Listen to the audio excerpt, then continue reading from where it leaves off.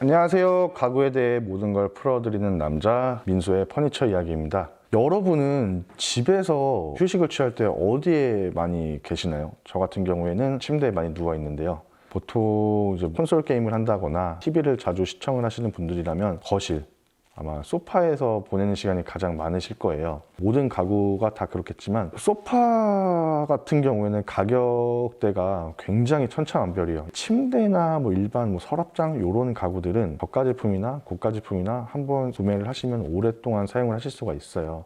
근데 이제 소파 같은 경우에는 아무래도 이제 가죽의 등급에 따라서 소파의 수명이 좌지우지하거든요. 그리고 아무리 좋은 소파를 구매를 해도 세월 앞에는 장사가 없어요. 가죽은 어차피 시간이 지나면 해지기 마련입니다. 그런데 이제 문제는 망가진 소파를 버리고 새로 구매를 하자니 물가가 너무 많이 올라서 내 눈에 들어오는 소파를 구매를 하려면 이제 가격이 너무 부담이 되실 거예요. 그러다 보면 아무래도 이제 리폼을 막 여기저기 막 알아보실 텐데, 그래서 오늘은 여러분들이 소파 리폼할 때 절대 이것만은 하지 말자에 대해서 좀 설명해 드리도록 하겠습니다. 소파 원가의 70%가 가죽입니다. 그만큼 소파의 생명은 가죽이에요.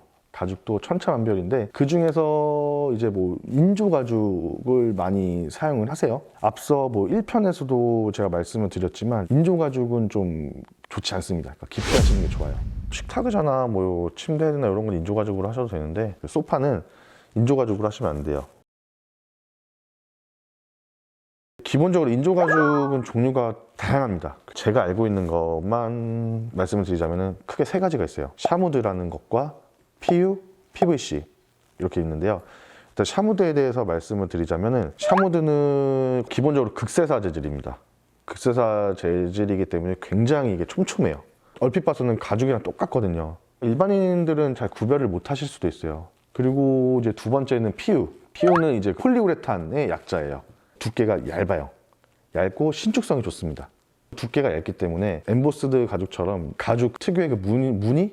엠보는 PU에서는 낼 수가 없다. 거의 밋밋해요. 그리고 PVC는 이제 그 폴리염화 비닐의 약자인데요. 똑같이 RP 위에다가 그 폴리염화 비닐을 올려놔가지고 이제 찍어내면서 이제 발포를 시키는 건데, 발포를 했기 때문에 두께가 있다 보니까 잘 늘어나진 않아요.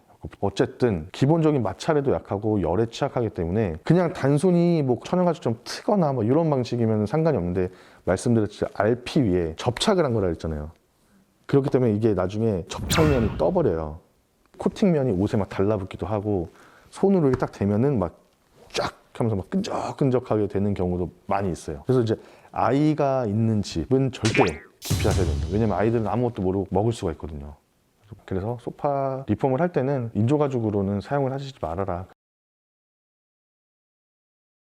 시중에 판매되는 소파의 한 80~90% 정도가 콤비네이션 또는 하프레더라 그래가지고 피부에 닿는 부분은 천연 가죽이 들어가고요. 비교적 이제 피부에 안 닿는 부분, 소파 에이프런이라든가 팔걸이 바깥쪽, 팔걸이에서 이제 등받이로 올라가는 쪽, 그리고 소파의 뒷면은 다 인조 가죽이 들어갑니다. 심지어 고가 제품들 중에 우리가 제일 잘 아는 이태리 이제 나뚜찌, 물론 다 그런 건 아닌데 특정 모델 같은 경우에는 피부에 닿는 부분은 이제 탑그레인이나 풀그레인이 들어가고요. 피부에 안 닿는 부분 스플릿 가죽이 들어가요. 그리고 저희도 예전에는 하프레더로 많이 작업을 했었어요. 근데 회사가 계속 리폼을 진행을 하다 보니 점점점 이제 고가 제품들을 많이 상대를 하게 되더라고요. 아무래도 이제 그런 고가 제품들은 브랜드의 밸류가 있다 보니 저희가 하프레더로 쓰면은 브랜드 가치가 떨어지는 것 같아서 요즘에는 무조건 플레더로만 작업을 진행을 하고 있고요. 그리고 요즘에는 리클라이너 많이 사용을 하시잖아요. 레이지보이 그 본사에서 저한테 미팅할 때 말씀을 해주셨던 건데, 일반 소파에 착석하는 시간보다 레이지보이 같은 리클라이너 소파에 사용하는 시간이 더 길다고 해요. 아무래도 리클라이너가 더 편하다 보니 그런 것 같은데, 리클라이너는 아무래도 마찰이 조금 더 많잖아요. 그러면은 열화 현상이 더 쉽게 발생이 될 수 있으니 여러분들이 앞으로 소파를 구매를 하시거나 리폼을 하실 때 웬만하면은 콤비 방식으로는 하지 마셔라. 저는 그렇게 추천을 드리고 싶고요. 돈을 조금 더 투자를 하시는 게 장기적으로 봤을 때는 더 현명한 소비가 되지 않을까. 자주 물어보세요. 우리 집게 기역자 소파다. 요거를 잘라서 버리거나 아니면 잘라서 스토리로 나눠서 쓰고 싶다. 근데 돈만 벌려면 된다고 하겠죠. 안 합니다. 죄송하지만 저희는 도와드릴 수 없습니다라고 거절을 하는데, 그 이유가 고가 제품이든 저가 제품이든 무조건 디자이너들이 있거든요. 저는 그분들이 아무 생각 없이 소파를 그냥 막 디자인하고 설계를 한다고 절대 생각을 안 해요. 함부로 구조 변경을 하는 거에 대해서는 저는 절대 반대입니다. 쉽게 얘기해서 자동차를 세단을 구매를 하신 다음에 컨버터블로 쓰고 싶다 그래가지고 철을 자른 다음에 막 용접해가지고 오픈카로 만든다라고 생각을 하시면 되고, 소파도 똑같아요. 그거에 견줄 바는 당연히 아니겠지만 구조 변경을 함부로 하는 거에 대해서는 웬만하면은 하지 마셔라. 있는 그대로 사용을 하시는 게 더 좋다고 저는 말씀을 드립니다. 자, 네 번째, 가죽 염색은 절대 하지 마셔라. 제가 가죽을 염색하신 분들 중에 후회를 안 하신 분들을 본 적이 없어요. 100이면 100 다 후회하십니다. 결국엔 저희한테 와서 또 가죽을 교체를 하세요. 하시면서 막 전에 그 염색했던 그 업체들을 막 정말 뭐 심한 욕을 하시는데, 이거 돈도 버리고 가죽 다 버리는 거예요. 그 염색 전문한다는 그 업체에서 얘기하는 거는, 아, 고객님 정말 좋은 가죽이에요. 시중에서 뭐 흔히 구할 수 없는 가죽이니 요거는 최대한 살리셔야 됩니다. 저희가 깔끔하게 복원을 해드릴게요 라고 하는데, 그게 소파 정말 다 망가뜨리는, 가죽을 다 손상시키는 일이에요.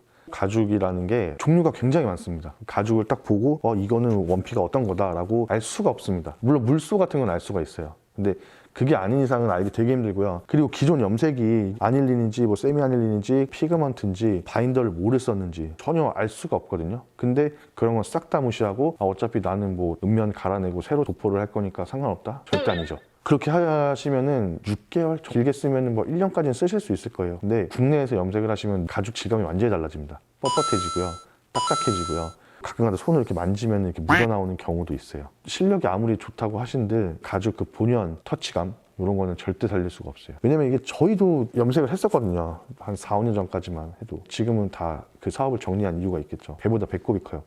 저희 같은 업체는 만약에 문제가 생기면 이걸 다시 물어드리든지 뭐 가죽을 교체를 해드리든지 뭐 피해를 감수하면서까지도 해드리는데, 검증된 업체들이 아닌 곳이 되게 많기 때문에 그냥 나물러라 하고 끝내버리는 경우가 많거든요. 그래서 염색은 절대 하지 마셔라. 네. 거의 염색이랑 뭐 큰 차이는 없는데, 이제 뭐 클리닝 업체들한테 이제 뭐 소파를 맡기시는 경우가 있어요. 그리고 뭐 약품을 막 구매하셔가지고 뭐 무리하게 세척을 하시거나 관리를 하시는 분들이 계신데, 클리닝 업체를 제가 추천을 하지 않는 이유는 약품을 막 투여를 해가지고 기계를 써서 막 떼꾸면 막 시각적으로 되게 자극이 되겠죠. 막 근데 우리 대중목욕탕 가가지고 몸을 불린 다음에 이태리 타올로 막 이렇게 밀면 때가 나오죠. 근데 이것도 정도껏 해야지 계속 밀면 어떻게 되겠어요? 빨개지고 벗겨지고 막 이러죠. 안 좋아요. 역효과가 나요. 그리고 클리너 업체에다가도 맡겼다가 낭패를 보신 분들이 저희한테 많이 연락을 했어요. 제가 정말 추천하는 방법은, 스킨로션을 구매를 하시면 샘플 다 받으시잖아요. 나에게 쓰지 말고 소파에 양보를 하세요. 한 6개월에 한 번씩. 너무 자주 하면은 오히려 더 안 좋아요. 극세사 같이 좀 부드러운 타올 있죠. 거기다가 소량의 로션이나 크림이나 묻히신 다음에 소파에 발라주세요. 물론 이제 스플릿 인조 가죽 이런 것들은 다 코팅이 되어 있기 때문에 요거는 발라봤자 의미가 없어요. 근데 일반 탑그레인이나 뭐 피그먼트 가죽도 괜찮아요. 얇게 스며들 때까지 발라주시면 가죽이 보습이 되는 경우도 있지만 묵었던 때가 벗겨지는 그런 현상도 보실 수가 있어요. 그래서 일부러 뭐 비싸게 돈을 뭐 지불을 하셔가지고 클리닝 업체를 하시는 것보다는 셀프로 관리를 해주시는 게 가장 좋습니다. 사실 제일 좋은 거는 그냥 가죽은 최대한 안 건드리는 게 좋아요. 오히려 가죽에 그게 데미지가 쌓여서 나중에 시간이 지나면 그게 다 터요. 가죽이. 사람으로 따지면은 우리는 이제 생물이다 보니, 우리 한겨울에 손이 막 쩍쩍쩍쩍 갈라지는 분들 계시잖아요. 건조하신 분들. 그래도 우리는 생물이다 보니 이걸 관리를 해주면 이게 다시 복원이 돼요. 하지만 가죽은 생물이 아니기 때문에, 가죽은 한번 그렇게 크랙이 발생이 되면은 절대 돌릴 수가 없습니다. 뭐 염색업체 못 살려요. 그건 눈속임일 뿐입니다. 그래서 데미지를 주는 자극적인 거는 무리하게 하지 마셔라.